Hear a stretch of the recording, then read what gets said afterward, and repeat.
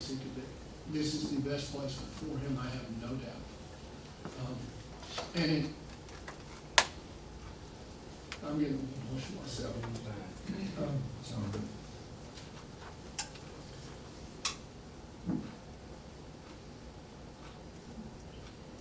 These human development centers don't just save the clients, they save the families.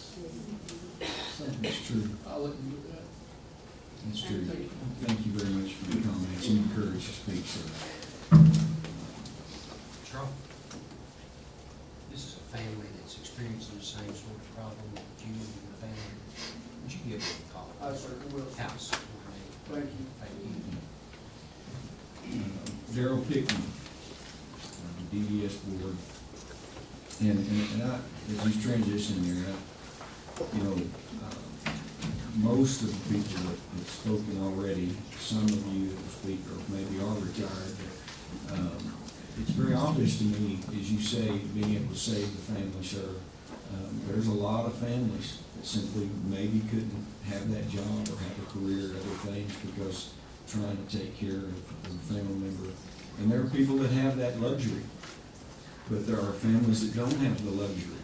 They can't survive otherwise. And so, again, this is very, very important testimony, and so I hope that, actually, I want to make sure with staff that we make an opportunity to share this. I actually personally would like, maybe under Chairman Hammer's name in mind, that once we get this testimony finished today, if not but for the parents, I'd actually like to send it all, but especially the testimony of the parents, that we forward this by email to every member of the legislature should hear and have access to this testimony. And so, thank you very much for what you said, and Mr. Pickney, you're recognized, sir. Thank you, Senator. First of all, I just want to thank every one of y'all for being here today and for this important job that y'all are undertaking and the way you're approaching it. I was impressed with Representative Hammer when he started out by saying, we're here to do what's best for each of you. That's all I wanted to hear. I'm on the BDS board. The governor wanted me, previous governor, a few years ago. So I've only been about 3 years on the board. I want to make it clear I'm not here speaking for the board. There's several board members here. They can certainly speak for themselves, but I think they will agree that we as a board who have the job of the oversight of these centers, we're very, very concerned about what's going on with the centers. We believe strongly in the centers, and we want to help you get the information you need the best we can. So we meet again in August, we meet in November. I heard you say that y'all was going to have something at the end of the year. I would personally like our board to be as helpful as we can be and hear from you guys what you have found out, if you could brief us in November. Because of things that you have found out that are accurate, that you are believed, we're going to say, we're with you 100%. If you've been led astray somewhere, we want to at least show you where you've been led astray and let you revisit that before you make your final presentation. I just want to real quickly talk about 2 or 3 numbers that I've heard here today. Then I want to close with a recommendation, a cost-saving recommendation for y'all to consider. It's one that I haven't heard before. So many groups, not Stevens group, they just got it in their numbers, but talk about centers are closing. We know there's 14 states that are closing. What we don't hear sometimes, most of, and maybe all 14 of those states were forced to do it. I mean, simple as that. They didn't voluntarily get a subcommittee together and go look at the pluses and minuses and say we're better off close our states. We're forced to do it. It's very important. They wouldn't have that argument if our federal government hadn't done this. So I want to keep that in mind. A question was asked at the last task force meeting.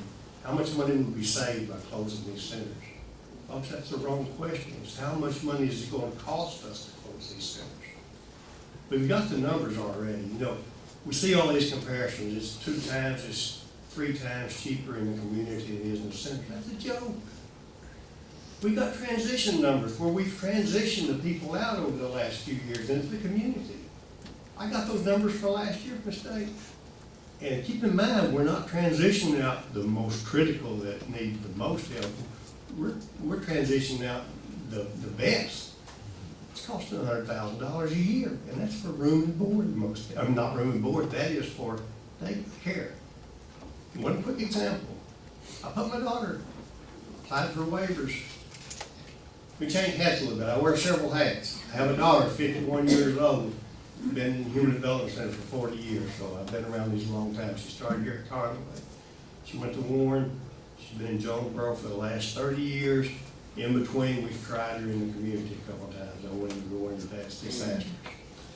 That's my father hat. I'm also privileged to be president of that group that you heard about before, FLCFR. So I work closely with them. And we work with VOR at the national level. But I applied for waivers for my daughter again, hoping to find what's very best for her. The cost was going to be $130,000 a year. That's what the state was going to pay, her waivers, to get her out. That was to put her in a house I own, be buying her groceries, electricity, doing everything else. All it was going to pay was for her direct care and buy her a few things that house needed. I mean, it's going to cost money. Last thing I want to talk about before I throw out my suggestion to you, Stephen's group pointed out not only is the quality of care important, but the quality of life, and that is so true, so true. To give you another example, there's 1,000 of these. Our state was unfortunate enough to lose Alexandria a few years ago, and we transitioned all those people out. About half of them went to other human development centers, the other half went into the community. The last two young men, they transitioned out. It took them a period of a long time to get them all out.